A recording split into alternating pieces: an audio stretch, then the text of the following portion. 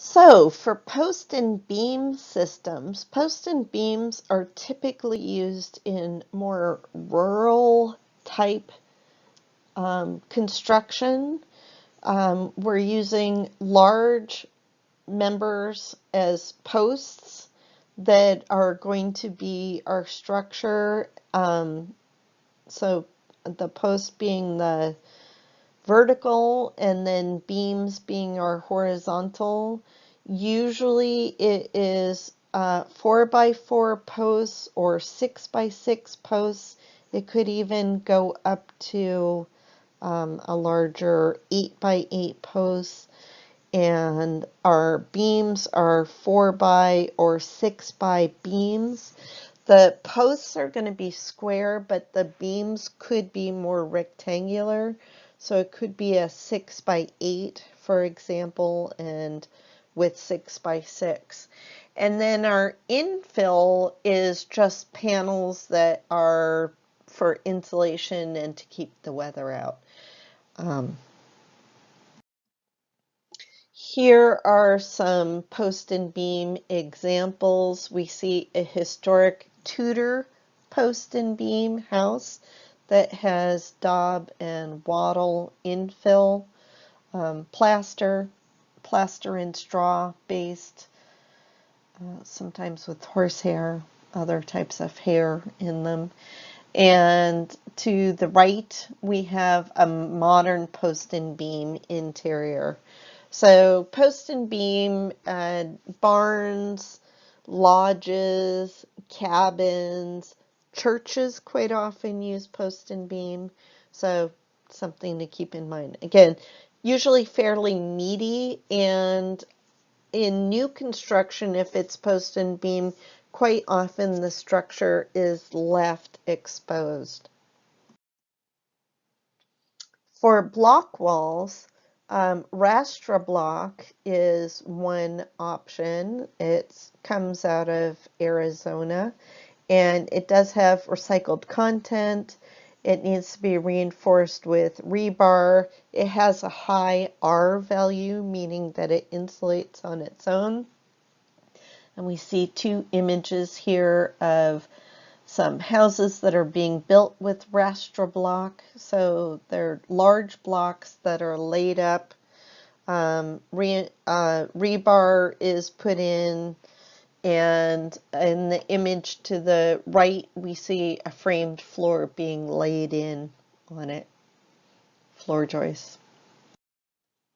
Here's another Rastra block wall. We see the windows are framed in wood that allows for some good nailing surfaces. And then and we also see the top of the walls have a wood top plate on there. And again, that's for fastening purposes. This wall also has brick ties coming out of it. So brick ties are pieces of metal. Often they're they might be corrugated, and they are set in between the courses of material, whether it's concrete block or in this case a Rastra block. And the purpose is that a brick wall can be added onto the face of this. Usually it's given an 1 to 2 inch distance between, so that there's air moving behind the brick, and the brick then only supports itself, but it's tied with this brick tie so that if there is an earthquake or something similar, it's tied back to the structure of that Rastra block wall. This could also be used with stone, and a lot of modern brick buildings don't actually have full bricks, but would have a brick veneer made of what's called thin brick. And thin brick and stone veneer are often applied directly to the face of a block wall like this, and so it wouldn't require those brick ties. Another raster block wall. We see the rebar sticking up, and we've got an opening, and the blocks can be in small increments, so it can make shapes like this. We see this rounded shape. We also see in the concrete floor two pipes sticking up, so that indicates that there's going to be some plumbing in this location. And remember that whenever you have a slab floor, concrete floor, you got to get that plumbing in place before you pour the concrete. And this is a raster block house that you might not know was a raster block house unless somebody told you. So it is finished on the exterior with plaster in this case, in the form of stucco. So stucco is a type of plaster, and it makes a very attractive exterior. Fast wall is another block type. The difference between fast wall and raster block has to do with the fact that this is created a little bit more like a concrete block in that it's got a fairly large opening in the center, and fast wall is wood, pieces of wood, so pre-consumer wood from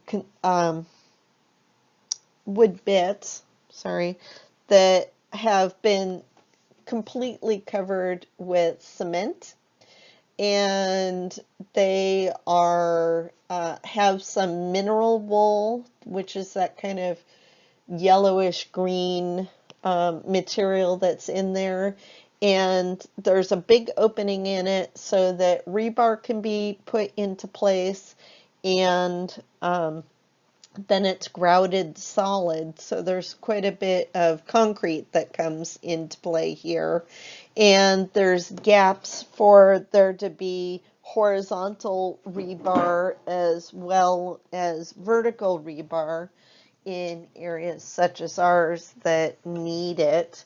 Fastwall as a company is actually in Philomath, Oregon.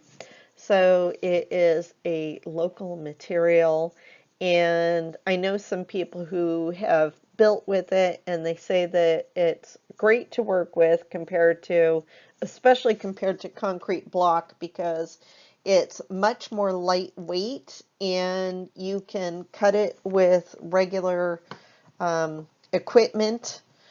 But the other advantage of Fastwall is because the wood is completely covered in cement, it is a 4-hour rated material, and it can be used for foundations as well as walls because it is impervious to moisture.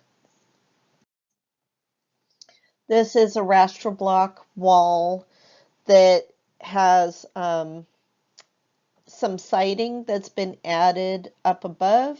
So you might notice right underneath where the siding ends, there's some little pieces of wood that are sticking down. So this is some 1x wood lath that's used to fur out the wall and give a place to attach the siding. Although I've also been told that it's really easy to fasten directly into fast wall. Again, an advantage over using concrete block. However, in our climate, we're required to have what's called a rain screen. And similar to when I was talking about how with a brick wall, that brick walls traditionally have a gap of 1 to 2 inches before the structural wall to allow air to move through. The concept of the rain screen means that any moisture that gets past that first line of defense of the siding drains out the bottom of the wall assembly, and air is moving through there, and it actually helps quite a bit with keeping houses from getting dry rot or mildew or black mold. So we're now required in Oregon to do a rain screen system for all of our siding. And it's a concept that's been used on the commercial side for quite a while, at least since the 70s, if not before then. And it's only been adopted fairly recently in Oregon.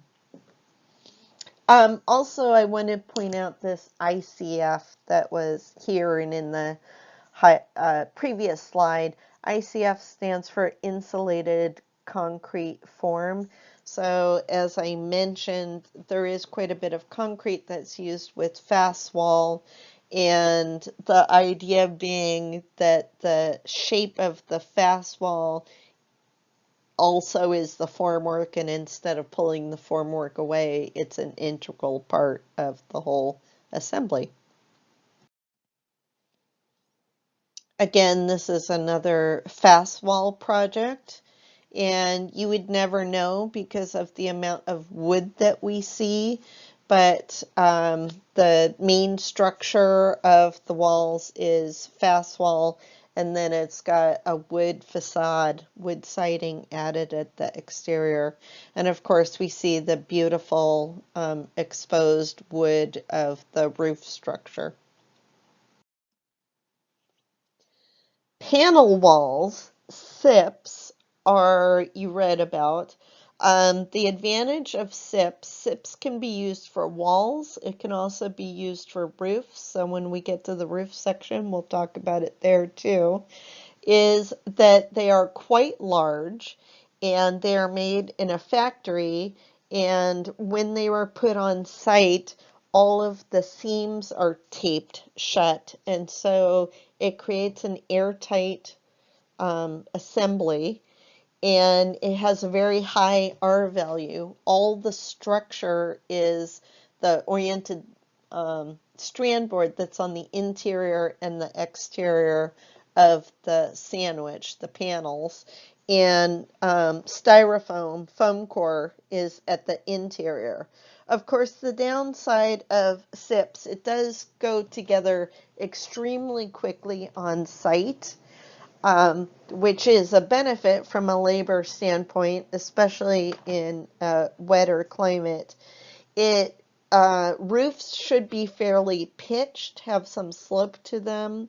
Again, I'll talk about roofs a little bit later, but what I was going to say is all of the exterior walls, that all the structural walls that are made, you have to have all of the outlets already designed and the windows and doors designed before it gets on site. And they're all cut into place in a factory and all set up so that you just have to put the doors and windows in. This little illustration is also showing a skylight even. Here is a SIPS house under construction, and we can see, so everything gets delivered on site and then gets put together very quickly. Here is the first SIPS house in Oregon, and it was also the first the leadership and excellence in energy and performance LEED Silver, I believe. It was the first house that was got a LEED certification in Oregon, and it utilized some very cutting edge concepts at the time. It has a mini split, Mitsubishi mini split heat system, which was highly unusual for when this was built. This is in Northeast Portland in the Cully neighborhood, and it's got recycled barnwood on its second story. And then in the foreground, what we see is Core-10 steel. That it is a type of steel that's specifically meant to rust, and the way that it's been designed, that rust actually helps protect the steel underneath. And again, this was all done as a rain screen system, so there's gaps between the steel plates and rubber fasteners behind. I've been lucky enough to tour this house several times, once when it was very first built, once when it was part of a green building tour, and once when it was for sale.